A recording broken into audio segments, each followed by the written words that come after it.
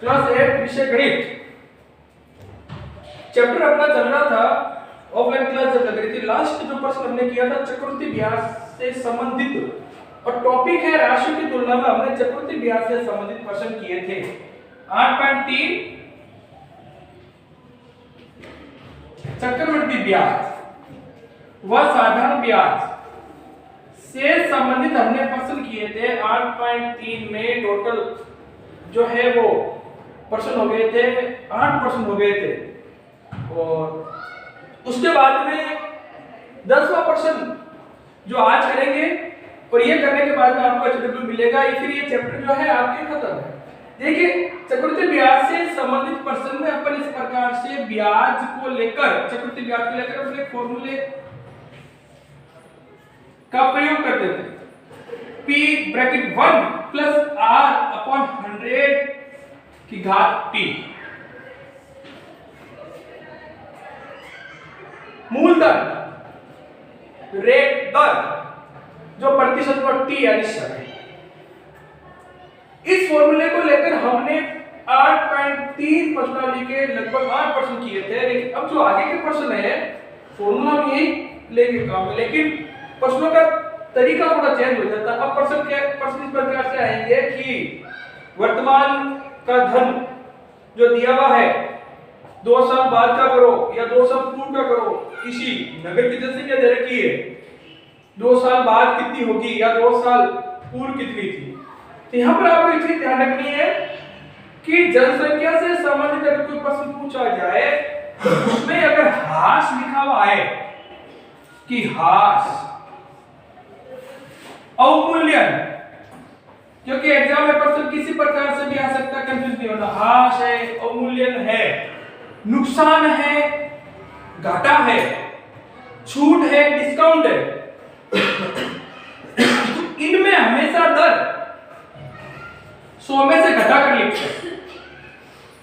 जैसे हास 5% हास मतलब 95, 5% अवमूल्यन मतलब 95, और इसके अलावा इसका उल्टा करें वृद्धि या बढ़ना या बिक्री, तो वो 100 में प्लस करके दर को लिखा जाता है। जैसे मान लो कि 10% वृद्धि हुई है या 5% वृद्धि हुई है तो 105 दर्शाएंगे।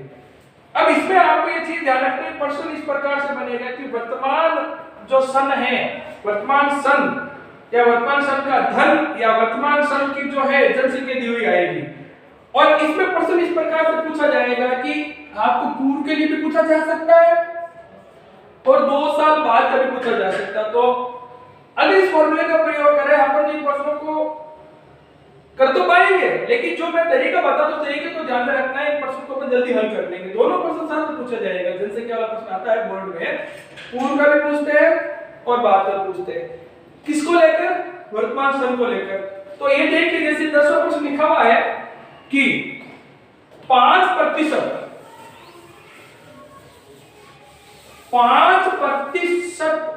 वार्षिक दर से बढ़ते हुए, इसका मतलब दर बढ़ते हुए 5% बढ़ रही है 105। वर्ष 2003 वर्तमान वर्ष, देखो मैं वर्तमान क्यों लिख रहा हूं, क्योंकि 2 साल पूर्व का पूछेगा और 2 साल बाद का पूछेगा, इसलिए वर्तमान सन को आधार लेना है। वर्तमान वर्ष जिसमें जनसंख्या दे रखी 2003, इसने बेस आधार वर्तमान सन को लिया 2003 और जनसंख्या है 54,000, तो वर्तमान वर्ष 2003 और वर्तमान जनसंख्या 54,000, जनसंख्या 54,000। रुपया नहीं धन होता तो रुपए हमेशा आगे लिखते बताया हुआ है। अब प्रश्न, वर्ष 2001 में जनसंख्या 2 साल पूर्व, वर्ष 2005 में जनसंख्या 2005 यानी 2003 के 2 वर्ष बाद की पूछा। अब देखना, अगर इसमें चक्रवृद्धि ब्याज वाला जो फॉर्मूला है इसको काम में लेते तो एक प्रश्न को कर पाएंगे, एक को नहीं कर पाएंगे। दोनों का तरीका बताता हूं, देखना। आपको इसमें ध्यान रखना है कि पहला जो प्रश्न पूछ रहा है वो है 2001, मतलब अभी जो वर्ष है 2003, 2 वर्ष पूर्व, 2 वर्ष पूर्व की जनसंख्या पूछ रहा है। सेकंड प्रश्न 2005, मतलब 2003 वर्तमान में, तो 2 वर्ष बाद की पूछ रहा है।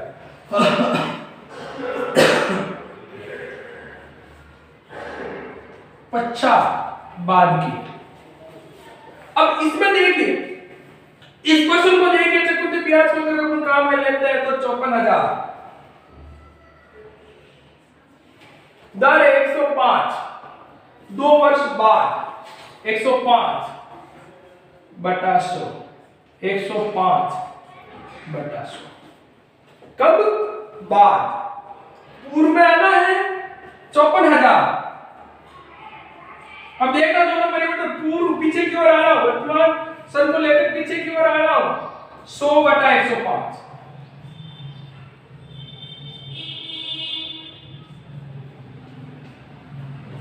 जब भी 2% साथ में आए, दोनों पर्सन साथ में आए, तो इसी प्रकार से दोनों को करना है। सिंगल पूछता है कि 2000 पूर्व की ज्ञात करो, तो अपन फिर विधिवत से करते हैं।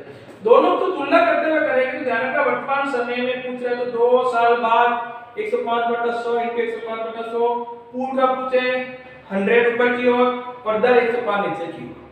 बस इस प्रकार से करने पर जो आंसर आएगा वो 2 वर्ष बाद की जनसंख्या होगी, वो 2 वर्ष पूर्व। अब यहाँ पर उत्तर की जांच कैसे करते हैं? उत्तर अभी आंसर इसको हल करेंगे कि जनसंख्या बढ़ रही है, वर्तमान में जो जनसंख्या 54,000 है, बढ़ रही है, 2 साल बाद इससे अधिक आएगी जनसंख्या, पीछे जाएंगे तो इससे कम आएगी। अब यहाँ ध्यान रखना, 100, 105, 100 बटा 125, 100 बटा 225 का जो बेस होता है वो हमेशा आप 5 के पहाड़े से काटिए। 5 गुने 10, 0, ये 21 बार, फिर 20, फिर 21 बार। अब कटने के चांस 54 और 21, 3 के पहाड़ा, 3 से काट लीजिए 7 बार, ये 3 से कट गया 28, ये कट जाएगा 18 बार, 3 एकम 3 और 24, फिर ये 3 से 7 बार, ये 3 से 6। अब यहां देखिए, हमें पता है कि नीचे बटे हुए अभाज्य संख्या का भाग कभी भी पूरी बार नहीं जाता है, उसके लिए जनसंख्या या रुपया लगभग लिखा जाता है। पहले करते देखिए, ऊपर है 6,000, 20 यानी 6,000 इंटू 20 बटा 7 इंटू 7 कुल 50। अब इस प्रश्न को देखिए, करने का जो तरीका है वो इनका आपस में गुणा करके 49 का भाग देना है, और जिसकी जो जनसंख्या है वो हमें पता है अभाज्य संख्या है, 7 अभाज्य संख्या का भाग देंगे तो लगभग आंसर लिखेंगे। हमने आगे भी पसंद किए, आंसर पूरा नहीं लिखना, पॉइंट के बाद में लगभग लिखना है, ध्यान रखना, इनका इंटू करना है।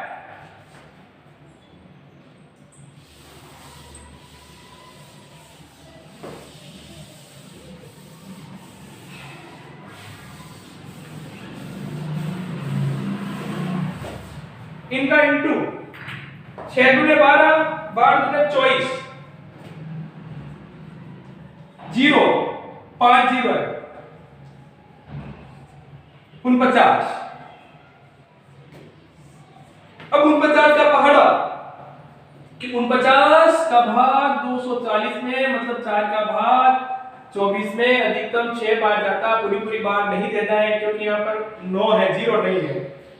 तो 4 का जो 6 बार जाता है तो हमें 5 बार ट्राई करनी है कि 49 का पारा 5 बार भी बोल लीजिए,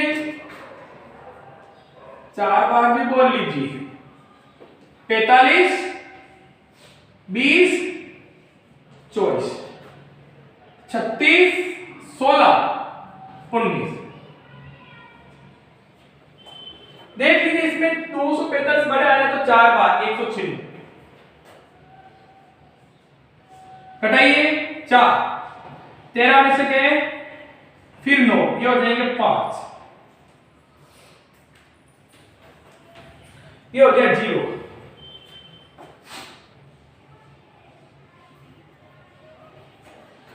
10 में 6 के 4 ये 13, 13 में जब 9 निकालोगे आप यहां पर तो आप हो जाएंगे 4। फिर ये 0 9 440। अब 4 का इसमें देना, यहां पर देख लीजिए कि 4 का अधिकतम 44 में भाग 9 बार दे सकते हैं। तो 9 का इंटू करके देख, 49 का पावर 9 बार बोलना है, तो 9 का इंटू करके देख लीजिए। एक बार 8 का करके देख लीजिए, 36 81 99 9 चौक 36, 36 और 8 44, इससे बड़ी है, इसका मतलब है 8 बार देंगे। 8 में 72, 8 चौक 32, 8 का जब 9 में दिया तो 72 हासिल गए 7, और 8 चौक 32, 32 में जब 7 जोड़ेंगे तो 39 392, यानी 8 बार देंगे 392। 8 वही 13 में से 9 गए 4, 1 0। 480 देखो, 480 441 जब आप 9 बार देते हो 441, 9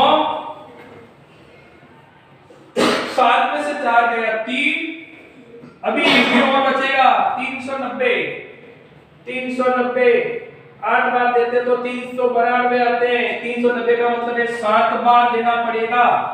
जब 7 बार देंगे तो हमें 49 का पाना 7 बार खोलना, 7 9 63, 7 चौक 28, 28 और ये 34। चेक कर लीजिए वापस, 7 9 63 6, 7 चौक 28, 28 और 6 34, 343। 7 4 1 0 बच गया, 470 वही फिर कितनी बार जाएगा 9 बार, 9 बार देंगे। अब देखिए यहां पर रुकना है, हमें पता है कि जितनी बार भाग देते हुए जाएंगे, जितनी बार भाग देंगे पॉइंट आएगा, चलता रहेगा, क्योंकि पॉइंट की आवश्यकता यहां पर है। तो अब देखो लगभग कैसे लिखा मैंने आपको बताया हुआ है कि 48,979 की जगह 80 लिख देना है, क्योंकि पॉइंट लगेगा, चलता रहेगा भाग, और पूरी बार भाग ही जाता है तो एक अंक को बढ़ा देना है, 79 को 80, और कॉलम में आप चाहो तो लिख सकते हो लगभग। तो 2 वर्ष पूर्व की जनसंख्या 48,980 आई है, वर्तमान की जो 54,000 थी उससे कम। अभी ये तो आप सीधा कर सकते हो, क्योंकि इसमें आप 21/20 और सीधा सा है 2 0 से 2 0, 2 का इसमें देंगे तो 270, फिर 2 का देंगे 2 1 2 और ये 135। बस ये आप इनका आपस में जब गुणा करोगे 135 इंटू 21 तो इसका आंसर आ जाएगा। लेकिन ध्यान रहे इनका आंसर 2005 का पूछ रहा है, 54,000 है तो 54,000 से ज्यादा आएगा। 2002 का पूछा तो वो कम आएगा। तो ये ध्यान रखते हैं, इस प्रकार से इस प्रश्न को आप गुणा कर लेना, इसका आंसर आ जाएगा। अब इस प्रश्नावली में 2 प्रश्न बाकी बचे हैं, जो आपका गृह कार्य है HW प्रश्न 11वां प्रश्न 12वां, ये कंप्लीट करना। ये पूरा करने के बाद में कॉपी चेक की जाएगी, आपकी कॉपी एक दिन सबकी कॉपी मंगाई जाएगी, कॉल करके लाके चेक करवानी है। नया जो चैप्टर अपन शुरू करेंगे इसके बाद में वो क्षेत्रमिति होगी, तो उसके फॉर्मूले संबंधित है वो एक बार आप देखना। अगला जो वीडियो होगा क्षेत्रमिति संबंधित होगा। धन्यवाद।